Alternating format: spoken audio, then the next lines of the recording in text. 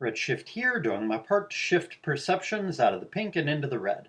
The more pain you can endure, the stronger you are, right? People who can endure more pain are stronger. People who can endure less pain are weaker, you know?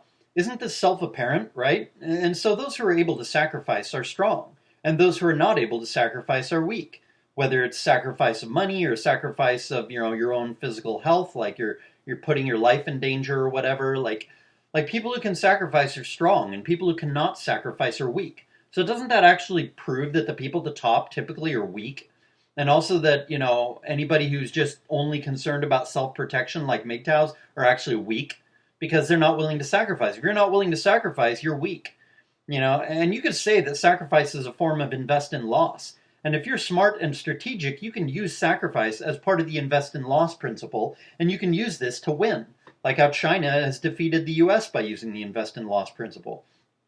You can use this to gain power, whether financial power or other kinds of power. So it really needs to be understood that it's absolutely true that ability to endure pain is power, or at least is a way of gaining power, is a prerequisite to gaining certain kinds of power, important kinds of power, lasting kinds of power. Because if you're not able to endure pain, that itself is a weakness. And I don't just mean physical pain.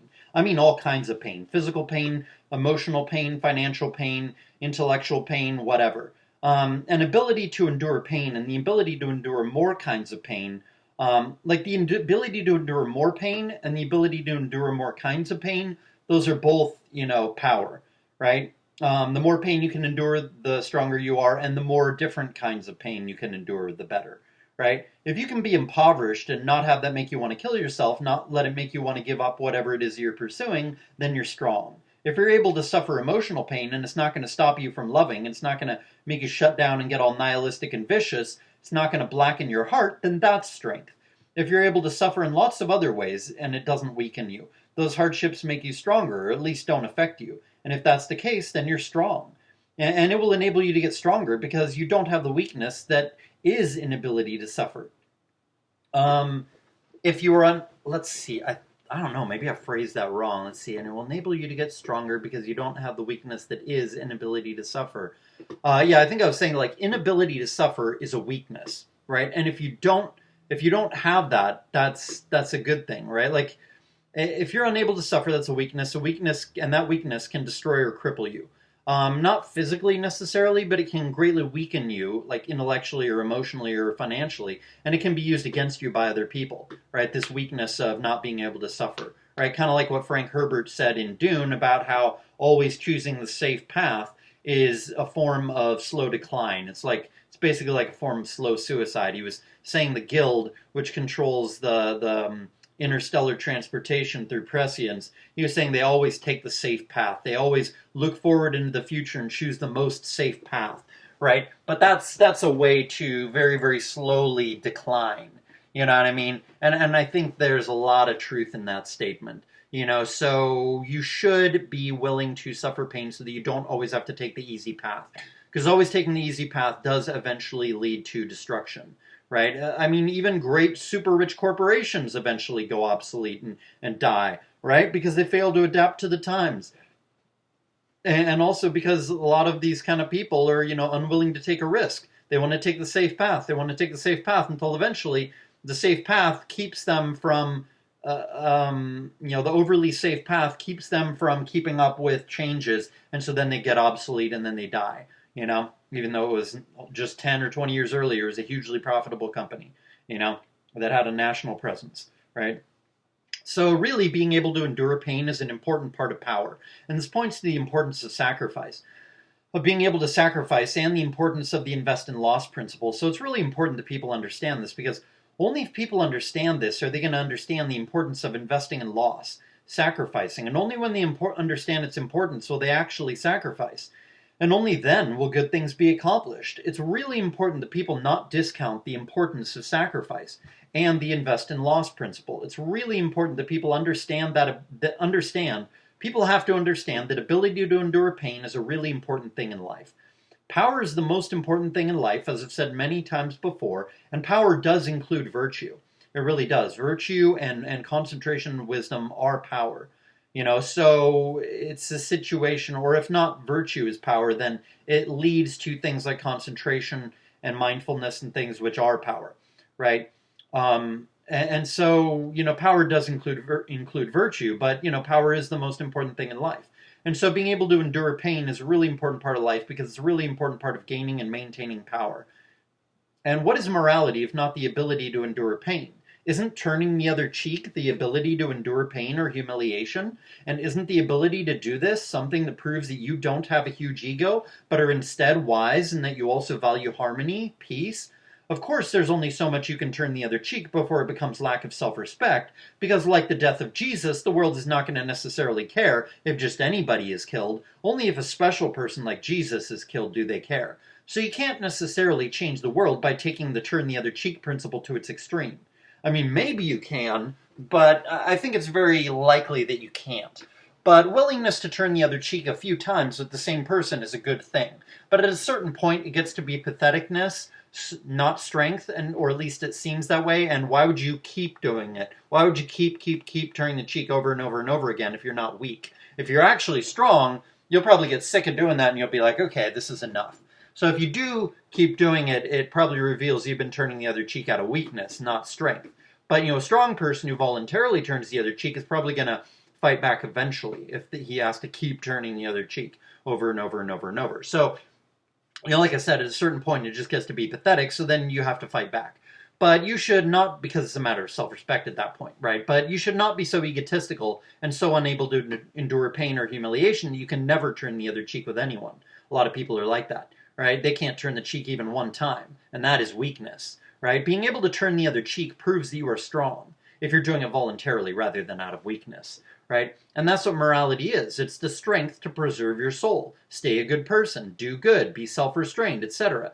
Do what is in your own long-term best interest by being good, even when the world is making you pay a heavy price for, being a good person, right? If you're able to prevent yourself from being corrupted by the world, then that is strength. If you're able to endure the slings and arrows of outrageous fortune or of bad people, whether it's, bad luck that's making you suffer or whether it's bad people that are making you suffer, if you're able to endure that without becoming a worse person, then that is strength. Morality is the strength to not be affected by the corrupt world around you. Morality is the ability to not defend your ego because you have your ego under control and you're more devoted to being moral than to defending your ego. Moral people are strong, and morality itself grants strength as well. Only strong people can be moral, and also morality makes people strong. It allows them to be cohesive. It frees them of bad habits and addictions. It makes them more flexible and more appreciative and more productive because of being less lazy. Morality requires inward strength, and practice of morality grants outward strength. People think moral people are weak or naive or this kind of thing, but they're very mistaken. Morality is strength.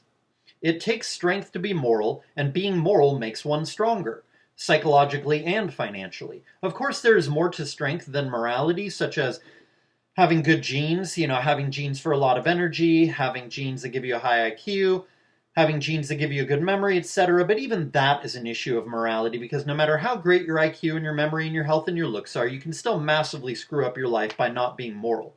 You can screw around, being reckless sexually and then get HIV, like Charlie Sheen. You can waste money until you end up broke, even though you always made way above average money, like old MGTOW. You can marry a bad woman and get divorce raped, like has happened to a lot of men in MGTOW. You can cheat and get a woman pregnant out of wedlock and then have to pay tons of money in child support. You can ruin your life in tons of ways by being immoral. By being a bad person, by being unvirtuous, you can ruin your life in tons of ways. By being ego-driven, by being selfish, by being hedonistic, etc. And having good genes can be the effect of being moral, such as a guy giving his grandkids much better genes than they would have otherwise have had by him choosing to have half his kids by sperm bank sperm and doing so with one or more other guys so that the first guy's biological kids can marry the other guy's sperm bank sperm kids and so that the other guy's biological kids can marry the first guy's sperm bank sperm kids. So that your biological kids get to marry higher IQ kids than they otherwise would have been able to do so that your grandkids can have much better genes than they otherwise would have been able to have. And I'm talking about your biological grandkids. And then your sperm bank sperm grandkids that your kids have by sperm bank sperm, those kids will have even higher IQs than their parents, right? Even higher IQs than their sperm bank sperm parent had, right? By being moral, by being compassionate, by being far-sighted, you can start a dynasty in this way. If your descendants all do exactly what you did, have half their kids by sperm bank sperm, then the result would be a very powerful family line which changes the world after 10 or 20 generations. Maybe in just 5 generations, your descendants would be radically changing the world by being subversive coders like Satoshi, the creator of Bitcoin. So, ironically, not having an ego can result in your accruing massive power that makes having an ego justified. And ironically also, by having an ego, you do not amass power, and thus your ego obsession is completely unjustified, because you end up doing stupid things because of your ego, like marry a bad woman or get a girl pregnant out of wedlock, and then you lose all your money, and now your ego is completely unjustified, right? Ego accomplishes bad things. It's counterproductive, whereas lack of ego accomplishes good things. It's productive. Morality is strength, and it leads to even more strength. Ego is weakness, and it leads to even more weakness. People with ego just think they're strong because they're defining themselves on their good genetic inheritance, on their high IQ or their great memory, but they did nothing to earn their high IQ or their good memory, and so they have no reason in the world to be proud. And if they're not passing on their great genes a lot, if they're not having a lot of kids, then they're actually worthy of castigation. They're worthy of criticism, not praise, because as possessors of great genes, they have a moral obligation to make the world a better place by having as many kids as possible. Now, these guys can blame women all they want, but the fact remains that these guys have sex with tons of women, hundreds or even thousands, and go out of their way to try to not get those women pregnant. And the reason these guys can't keep a marriage together is because they use drugs, or they allow their woman to use drugs, or they're sexually immoral, or they get their woman into sexual immorality. By like wife swapping or any other kind of sexual immorality. These top guys' bad behavior backfires on them and destroys their marriages because either they're cheating or they're getting their wife into degeneracy and then she cheats and leaves him. And that's why they can't keep a marriage together. And considering men are supposed to be the moral leaders in their family, and are supposed to set a good example for women, yes, these guys are more to blame than their wives are, even though their wife may have cheated and left him. Because, men set an example for their wives. And if the example these guys, like these top guys, these egomaniacs, if they're setting a bad example for their wife, then yeah, it should be no surprise when his wife cheats on him and leaves him, or she gets addicted to drugs or whatever else it is that she did that destroyed that marriage. These top guys should be ashamed of themselves for not passing on their high IQ, great memory, great health genes. They have less reason to be egotistical and arrogant than anyone else because they won the Powerball jackpot when it comes to genes, and yet they accomplish nothing substantive for the world or even for their community. They just, make a bunch of money, fuck a bunch of women, and then die. Instead of, using their high IQ to make the world a better place, amassing a ton of money and starting a commune that changes the world, and by passing on their genes a ton so that they can have a ton of sons who do the same thing and then have an even greater effect on the world because there's, 5 or 10 of them doing the exact same thing as their father did, to make the world a better place. These guys could make the world a massively better place, but they don't, because they're egotistical and arrogant. Because they won the Powerball jackpot when it comes to genes, and they're foolish enough to think that their good genes mean that they're a valuable person. When really it's morality that makes a person valuable, and lack of morality that makes a person not valuable. Not what your IQ or your memory or your money, your bank account is. None of that means anything, really. Because if you're not using your IQ and your memory for good to make the world substantially better, then no, you're not a great person. You're not valuable to society or anybody. And what does pleasure and hedonism accomplish? If a guy has sex with one woman or 500 women in his life, how does him having sex with more women make the world a better place when he's not even passing on his genes? It's ridiculous. These guys are ridiculous. They just live hedonistically, they don't pass on their genes much, and then they die. It's really quite pathetic. At least the top men of the past had the common sense to realize that passing on one's genes is what life is all about. At least guys like Gandhi, like Genghis Khan, had the good sense to go out of their way to try to spread their genes as much as possible by having as many kids with as many different women as possible. You can't even say that about the top guys of today. Top guys today are utterly worthless, and yet these are the same men who ignorantly, foolishly, idiotically think that they are better than most other men. These top guys think that morality is unimportant, but that just goes to show how foolish they are. They don't pass on their genes, and so they pay the price for their hedonism, their foolishness, or they barely pass on their genes, and so they fail to benefit the world much. At least egotistical guys of the past had the good sense to base their sense of ego on their legacy, on their influence on the world, and so they sought to pass on their genes as much as possible with as many women as possible, like Genghis Khan did. He changed the whole fucking world. He changed the gene pool of all of Asia radically. Like, I think it's like if you live in Asia, or at least maybe in China, or no, I think it's more than China. I think it's all of Asia. You have like a 1 in 20 chance of having some of Genghis Khan's genes. That's how much he influenced the whole world. He changed a whole entire continent's gene pool. You know what I mean? Like, you even look at people in northern China, they don't look Han Chinese, they look Mongolian. Because Genghis Khan passed on his genes so fucking much, it's ridiculous, right? So he had great genes, and he passed on his genes like crazy, which is what people with good genes are supposed to do. But the top men of today, they're not even doing that. You know what I mean? It's so pathetic, it's so ridiculous, and it's so worthless. Their lives are literally worthless. They accomplish no good. And yet they still are so stupid as to be arrogant over the fact that they think that they're better than anybody else because they have a great IQ and a great memory, even though they're using that IQ and memory for nothing good.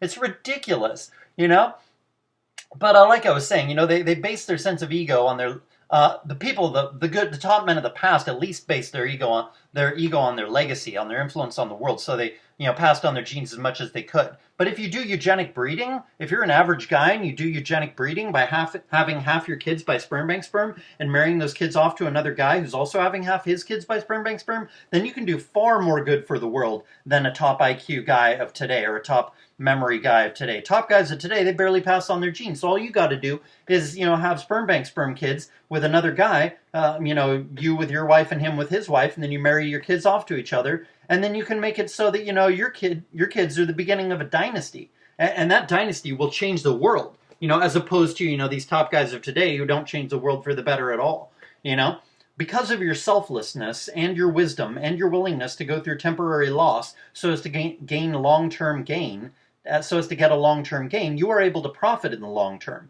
such as by doing the sperm bank sperm thing. And you're able to spread your genes way more than other people. And you're also able to end up with a family line that has a way higher average IQ than the really high IQ guys who are egotistical and did not pass on their genes.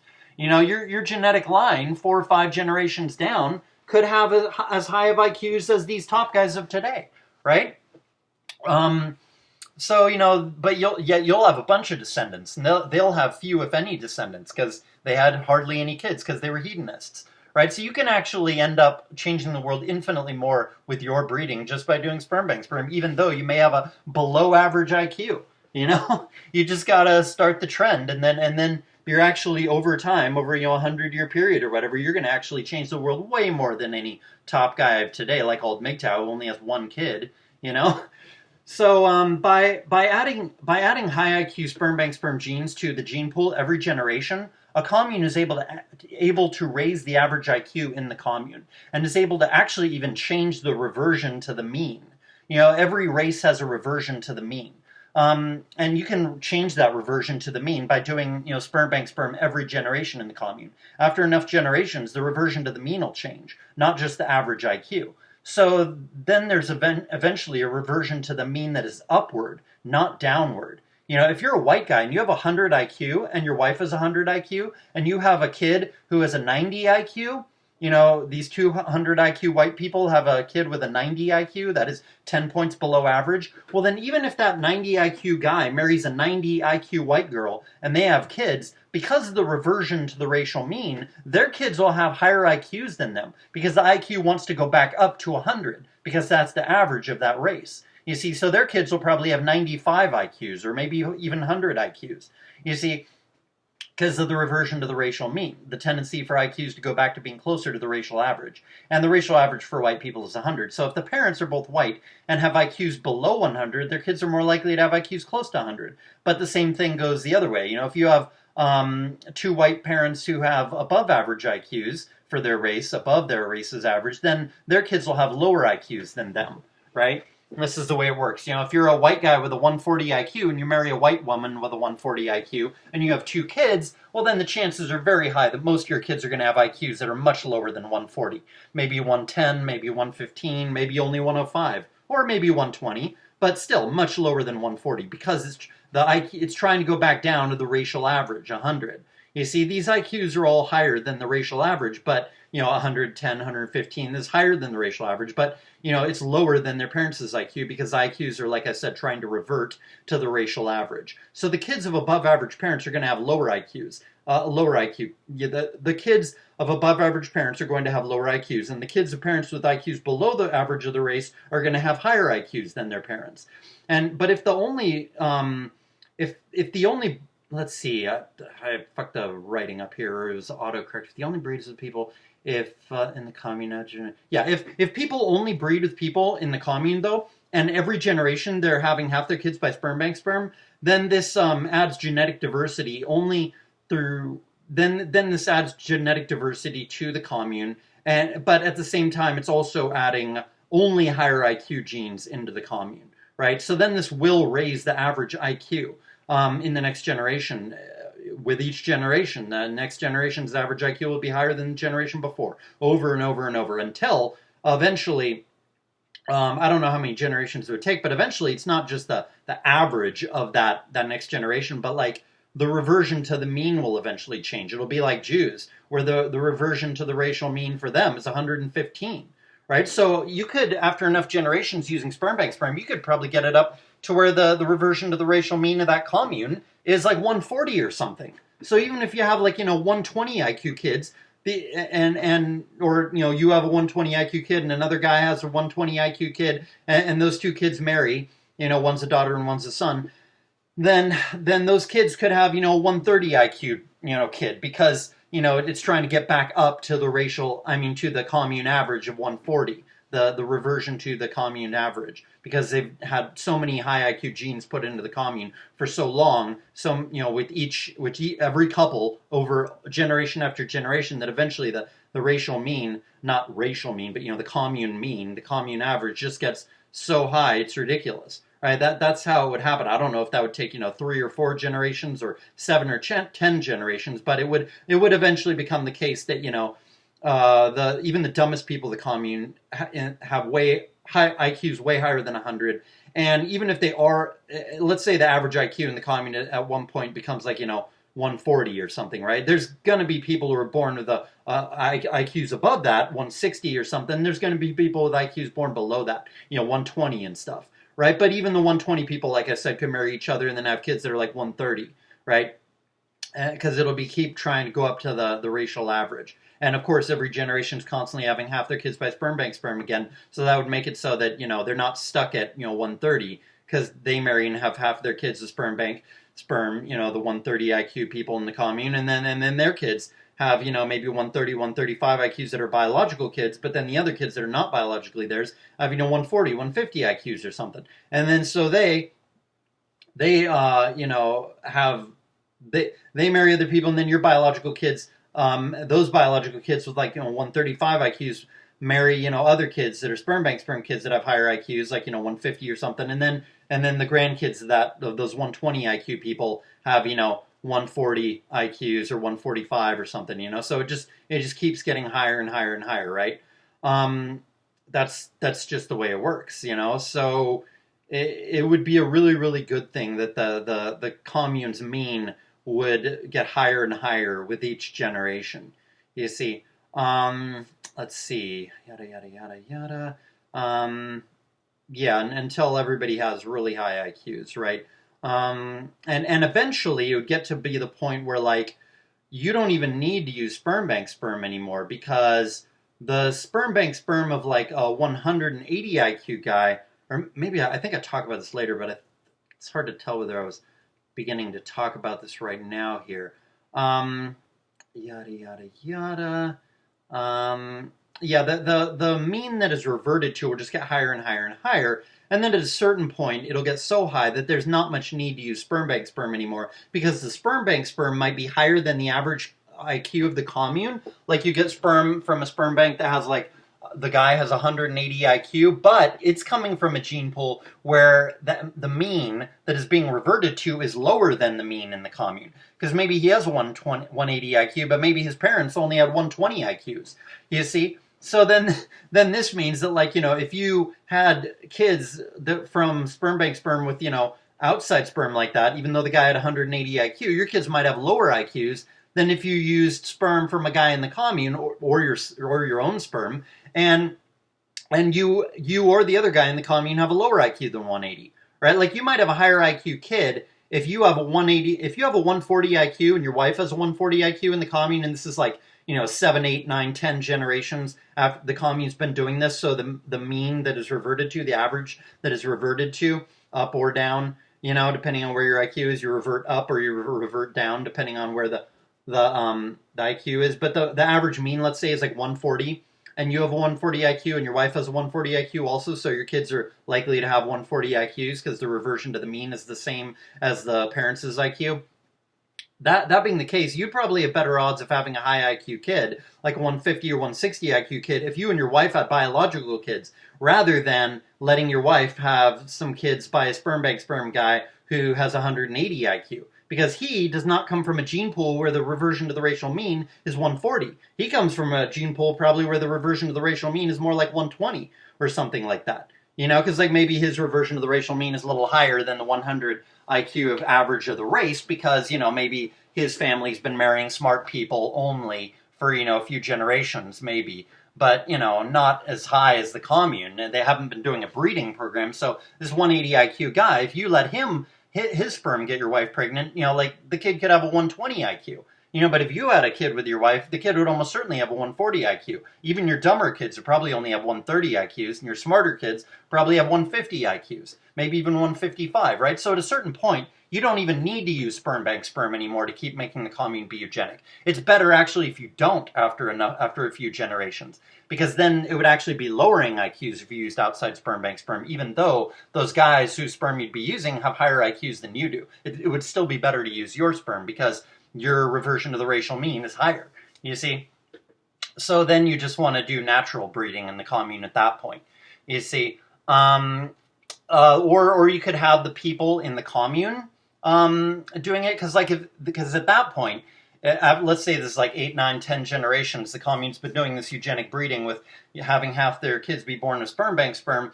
Well, then at that point, a guy with a 180 IQ in the commune after that many generations, where the reversion to the racial mean now is like 140 or something like that, let's say.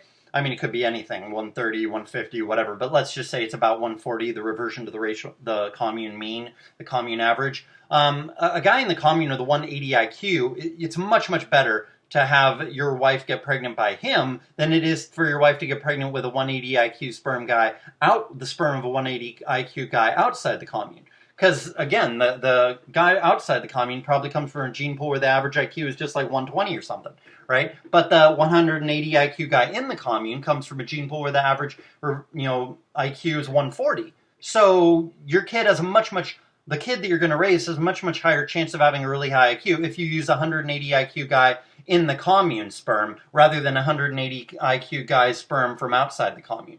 You see? But then if you did that and everybody were doing that, even if there were a bunch of 180 IQ guys in the commune doing that, it would decrease the genetic diversity. So using like outside sperm from sperm bank sperms, like for the first several generations of the commune, that would be increasing genetic diversity. And if everybody's breeding in the commune and you're not letting any outsiders in, then, to keep from letting any government agents in or anything, and you also want to grow the commune just through breeding, and you don't want to pollute the gene pool of the commune by letting low IQ people come in or whatever, then or people from low IQ gene pools, even though those people may have high IQs, you don't want to let those people in either because that would pollute the gene pool too. If you're doing that, then that's a good thing. You're letting in all this outside really high IQ sperm for the first several generations because it's increasing genetic diversity so that the commune can just do inside breeding, inbreeding without it actually being inbreeding.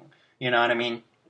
But if everybody started using the sperm of the guys in the commune to try to raise the IQs of their kids and grandkids and stuff, well, then that would decrease genetic diversity, and that would be a bad thing. So then probably it would be best if the commune just did natural breeding. Whatever kid has the highest IQ will make the most money. If you're a 140 guy and your wife has a 140 IQ in the commune, and this is like 8, 9, 10 generations into the commune, and they've been using sperm bank sperm the whole time, to get the IQs higher and higher and higher, so the average IQ in the commune is like 140, and you and your wife have 140 IQs, and you have 6 kids, And some of the kids have 120 IQs, some have 130 IQs, some have 140, some have 150, and some have 160. But most of them have 135 to 145, let's say. But there's a few that have 125 or 130, and a few that have 150 or 155 or 160 IQs. Well, then the ones that have 160 IQs are going to make a lot more money than the ones that have 135 IQs, and then they're gonna be able to breed a hell of a lot more. So then the genes that are better, get bred more, right? So this is good. Although I'm not sure that probably would not decrease genetic diversity as much as doing the sperm bank sperm thing if you were not actually using sperm banks, but were using the sperm of guys in the commune who had really high IQs. This probably would decrease. This probably would not decrease genetic diversity as much, but it might decrease genetic diversity some as well. I'm not sure. But I'm not an expert or anything. But yeah, you would have to take genetic diversity into account.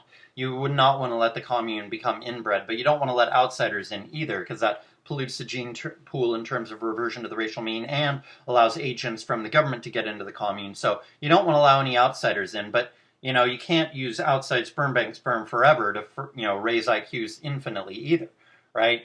So you got to think about that kind of thing if you're going to be doing the eugenic communes type of thing with sperm bank sperm and stuff, right? But like the bigger the commune is, I think the more genetic diversity you preserve. Because if you have a commune which has 10,000 or 50,000 people in it, well then there's still going to be a ton of genetic diversity even if you stop using sperm bank sperm. And then everybody in the commune could probably just breed with everybody else in the commune because there's so many people in there that it's there's probably a ton of genetic diversity, and you've been using high IQ sperm from all these outside guys, a different high IQ guy every time. So there's a ton of genetic diversity in the commune from that as well. Probably way more genetic diversity than there is in a commune which has not done that, right? So then if you have a big enough commune, there's enough genetic diversity, I think, to where you could just stop doing eugenics at that point, and then the commune can just inbreed from then on forever without it being inbreeding in terms of harming the genetics of anybody in the commune. You know what I mean? Although maybe that would eventually become a problem, because the Jewish people have problems with health problems and stuff because of their inbreeding over thousands of years. And there's a ton of Jewish people in the world, and yet they all have that. Well, not all of them have problems, but you know what I mean? It's a problem for the race as a whole, even though they do have a ton of people. So I'm not sure. Maybe I could be wrong about that. But yeah, I don't know. It seems to me like maybe it would always create problems the more you specialize to get IQ really, really, really high. But then again, there's so many high IQ people in the world, and I assume they all have different different genetics. And especially if you do this with high IQ people of other races, you could also do that to, if you wanted to increase genetic diversity and maybe increase IQs, but without you want to increase IQs, but without decreasing genetic diversity, you could perhaps start using the IQs of people, or maybe you'd want to do this early on, I don't know.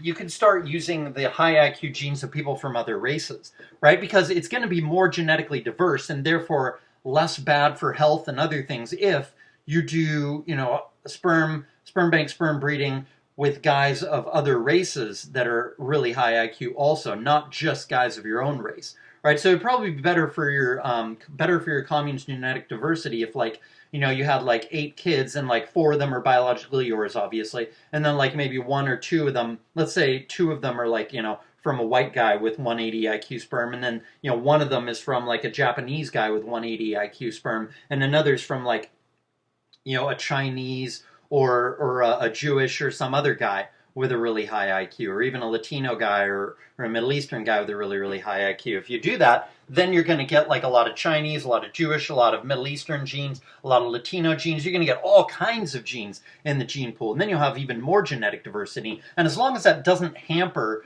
the raising of the IQ in the commune, then it's a good thing. Because, and it wouldn't so much in the beginning, it would somewhat, but I think maybe even this, this gene mixing of other races, with using sperm from guys of other IQs, perhaps that would even be best to do in the beginning of the commune, right? Because it's still better probably to use the genes of a 140 or 160 IQ Latino guy than it is to, like that's still an improvement probably. Your sperm bank sperm kids from that, like let's say you're a white guy and you have a white wife and you in a commune and you want to have some sperm bank sperm kids, you could have a Middle Eastern or Latino guy. You could get sperm from a Middle Eastern or Latino guy from a sperm bank, and the guy's got like a 140 or 150 IQ. Well, then that means that there's going to be more genetic diversity in the commune, and that means that your kid is going to where was I going with that? Like, oh yeah, your kid will still have a higher IQ than if you had had a biological kid instead of a sperm bank sperm kid, right? And if you have 100 IQ and your wife has 100 IQ, then your kid would probably have 100 IQ, right? But like if you have a kid, if you have her have a kid that you're going to raise with, Latino or Middle Eastern sperm bank sperm, where the guy's got like a 140 or 150 IQ, even after reversion to the racial mean, 140, the midpoint between 85 and 140 is above 100. So your kids are probably going to those kids are probably still going to have above average IQs, but yet you're, introducing, other genes that are not in the white gene pool. And then this means that you're going to have more genetic diversity. And this is probably a good thing in terms of avoiding negative health effects and other things from inbreeding once you get the IQs really, really high. Because there's 170, 180 IQ Asians, I'm sure, and Jewish people too. So it's like, why not have the genes of 180 Chinese people and the genes of 180 Jewish people and the genes of 180 Japanese people and the genes of 140 or 150 IQ Middle Easterners? Like, why not have all those genes in the gene pool of this commune? As long as that doesn't keep them from getting their IQs up to 140, 150, 160, like, it's a good thing because it means more genetic diversity, right? So I think that needs to be considered as well. Let's see here. I sort of had to go off topic a little here, so I'm sort of just kind of reviewing the script and making sure I'm hitting all the major points or whatever that I talked about. Yada, yada, yada, yada, yada.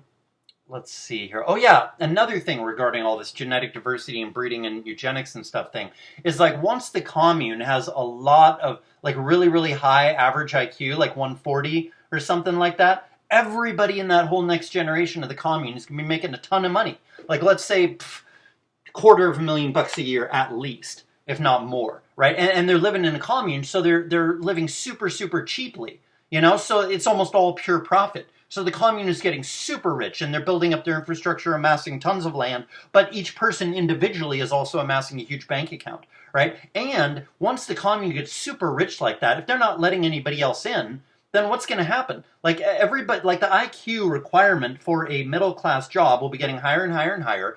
And so the very fact that everybody in the commune has a reversion to the mean of 140 as being the IQ rather than a reversion to the mean of 100, which is the case, or 120 or whatever which is the case with a lot of, very high IQ guys outside the commune. This means that the commune's the commune sperm is all of a sudden worth more than guys who even have higher IQs who are, giving their sperm to sperm banks. So then the commune could start selling its sperm, and it can make a lot more money that way. And not only does it get richer doing that, but it also very quickly raises the IQs of, a bunch of people who outside the commune who buy that sperm, right? Because like if a 100 IQ woman outside the commune wants to buy some sperm from a commune guy after, the commune's been doing that for like doing eugenic breeding for like, 8, 9 generations, then, her kid, if she buys sperm from like a 140, 150 IQ guy in the commune, that kid is going to have a much higher IQ than if she buys 180 IQ guy's sperm from a sperm bank outside the commune, a guy not from the commune, right? The kid would have a higher IQ because of the higher reversion to the mean of the guys in the commune, you see? So then you could quickly raise the IQs of all the people outside the commune as well, without even having to sleep with them, without even having to have any romantic entanglements or legal entanglements or anything. You're just selling them sperm like crazy, and then they're getting pregnant, and then their kids are making more money, and then you have more intelligent people in the world. I mean, in the society outside the commune, in the country that you live in, and therefore there's more subversive coders fighting the government, and then the commune has less to worry about in terms of government tyranny because everyone outside the commune is fighting. Well, not everyone, but a lot of people outside the government are fighting the government too because they have higher IQs to be able to do so through coding and stuff. You see, and that would be a really, really good thing, right? So let's see. What else did I have to say here? Yada yada yada. Oh yeah, and that's another thing. It's like the commune's genes will all be like for the first several generations until the government starts doing genetic engineering. All the genes from all the high IQ guys that they'll be using the sperm to have half their kids as sperm bank sperm in the commune for this first several generations, those guys, even if they're not super aggressive, they won't have had the genes of obedience and submissiveness bred into them yet because the government has not started doing that to people yet. Right? So then the commune will have very, very high IQs after 8 or 9 generations or whatever of doing this, but yet nobody in that commune will have the genes of obedience or submissiveness bred into them. You see, and so this means that, like, when the government does start doing that, women will instead be able to buy sperm from the commune and therefore get high IQ kids without having to go to a genetic engineering place and get a kid that's going to secretly have genes of obedience and submissiveness put into him. Now, obviously, most women are not going to be smart enough to realize this and realize they should do this, but some women will. And then that means the commune is actually getting to breed with more than just its own women. It's getting to breed with the women outside the commune, and therefore, spread its own good genes and spread its rebellious, high IQ genes, which are going to be more likely to fight the government by doing subversive coding, you see? And so that will be a really important and good thing also, to make it so that not everybody's enslaved with obedience and submissiveness genes, right? Let's see here. What else did I have to say about this? Yada, yada, yada. Yeah, I think that was about all I had to say in this video. This has been Redshift. I hope someone got something out of this. Peace trucks for all who act nihilistically and want to let the world burn instead of investing in loss to make the future better.